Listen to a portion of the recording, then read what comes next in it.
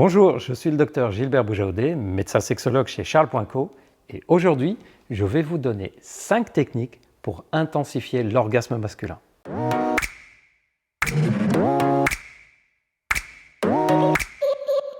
Bienvenue sur la chaîne YouTube de Charles.co. Si vous aimez nos vidéos sur la sexualité, abonnez-vous à notre chaîne YouTube et pensez à activer la cloche de notification pour ne rien louper. Nous sommes aussi sur Instagram, Charles.co, et vous pouvez bien sûr téléconsulter avec un médecin sexologue sur la plateforme Charles.co. Allez, on commence. Tandis que chez les femmes, on parle plus facilement des différentes manières d'obtenir l'orgasme, en stimulant de l'extérieur et de l'intérieur, on entend rarement parler des différents orgasmes masculins. On a presque l'impression que pour les hommes, il faut simplement stimuler le pénis par quelques mouvements de va-et-vient pour jouir, et que c'est la même chose pour tous les hommes. Mais c'est faux. On peut avoir différentes sortes d'orgasmes chez les hommes et les obtenir de différentes façons. Dans cette vidéo, je vais vous parler de 5 techniques pour varier, amplifier et booster les orgasmes masculins. Cette zone qui est au bout du pénis, c'est-à-dire le gland, la couronne à la base du gland et le frein, ce sont des zones très riches en terminaisons nerveuses et très riches en capteurs qu'on appelle capteurs de volupté. Si on stimule délicatement ces zones, on peut faire monter le plaisir et l'excitation de façon intense et différente de si on stimulait tout le pénis de façon globale. L'une des méthodes bien connues et très utilisée, c'est de faire un anneau avec le pouce et l'index autour de la couronne comme ceci et de faire des petits mouvements en appuyant légèrement. Cette façon de faire peut être alternée avec des stimulations plus classiques du pénis ou utilisée seule jusqu'à la jouissance. Une autre façon de stimuler est de poser l'index autour de la couronne à la base du gland donc, et le pouce tout au long du frein et de faire des petits mouvements en variant l'intensité et la force des mouvements. La stimulation de cette façon peut aller jusqu'à la jouissance et l'orgasme est alors ressenti de façon différente par les hommes, ce qui permet de varier les sensations et le type d'orgasme obtenu. Petite astuce, ces stimulations sont à faire avec du lubrifiant pour éviter les frottements désagréables sur la muqueuse qui est très sensible au niveau du gland. En anglais, edging signifie être au bord de ou à la frontière de. Vous l'avez sans doute donc compris, cette technique consiste à aller jusqu'au bord de l'orgasme puis de ralentir le mouvement ou arrêter. En pratique, cela implique une très bonne complicité lorsque c'est fait à deux, avec nécessité que l'homme qui reçoit la stimulation guide la personne qui la donne. L'idée est de masturber le pénis jusqu'à ce que l'homme arrive à la limite de l'orgasme et alors d'arrêter tout ou de ralentir très fortement la stimulation, d'attendre que l'excitation retombe, puis de recommencer, mais cette fois-ci en stimulant fortement ou rapidement le pénis, et de nouveau réarrêter au bord de l'orgasme. Avec de l'entraînement, on peut faire cela plusieurs fois de suite. Et les hommes qui l'expérimentent disent que de ce fait, leur orgasme est très intense lorsqu'ils l'atteignent. Cette technique peut être combinée et alternée avec la technique précédente en stimulant le pénis au niveau de la couronne et du frein lentement jusqu'au bord de l'orgasme.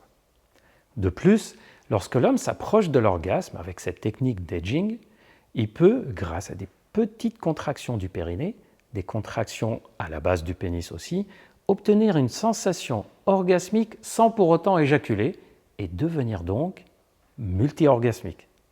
Et justement, en parlant du périnée, c'est le 3e point que je voulais aborder avec vous dans cette vidéo.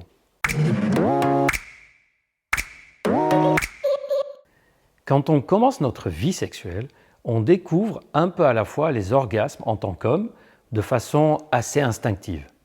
La plupart des hommes obtiennent l'orgasme sans y intervenir de façon active, c'est-à-dire sans faire autre chose que stimuler le pénis.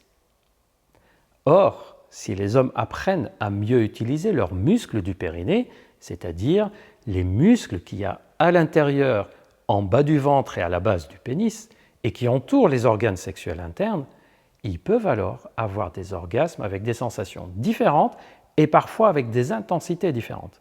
C'est par exemple l'intérêt des exercices qu'on appelle exercices de Kegel, surtout lorsqu'ils sont adaptés pour la sexualité et non seulement pour les urines. Nous avons mis ces exercices dans le programme Master et Time, puisqu'en fonction du travail fait avec le périnée, on peut améliorer les orgasmes en améliorant l'érection ou le contrôle de l'éjaculation. Vous trouverez ces programmes sur la plateforme de Charles.co. Une des façons les plus simples d'apprendre à renforcer et utiliser volontairement les muscles du périnée, c'est de prendre 3 à 5 minutes par jour pour contracter, comme si vous vouliez vous retenir d'uriner, ou comme si vous voulez faire rentrer le pénis et les testicules dans le ventre, dans votre corps. Vous faites une contraction de ce type forte pendant 2 secondes, puis vous relâchez, puis vous recontractez. C'est comme de la musculation, et on peut ainsi faire des contractions en essayant de tenir le plus longtemps possible, puis relâcher. Et il y a d'autres exercices qu'on peut faire pour renforcer le périnée, apprendre à mieux l'utiliser, que ce soit pour contrôler l'éjaculation, améliorer l'érection ou améliorer et booster nos orgasmes. Tous ces exercices sont détaillés dans les programmes Time ou Master que vous pouvez trouver sur le site de Charles.co ou dans le lien sous la vidéo. La prostate est aussi un organe très riche en terminaisons neurologiques sensitives. Et elle peut donc contribuer à donner du plaisir et un orgasme différent de l'orgasme obtenu avec le pénis et les autres organes génitaux externes. Et il y a 2 façons de faire. La première, c'est de venir appuyer ici sur cette zone qui est entre le testicule et l'anus. On peut appuyer avec 2 doigts ou avec le poing, et comme vous voyez, ça va venir stimuler la prostate que vous voyez en mauve ici.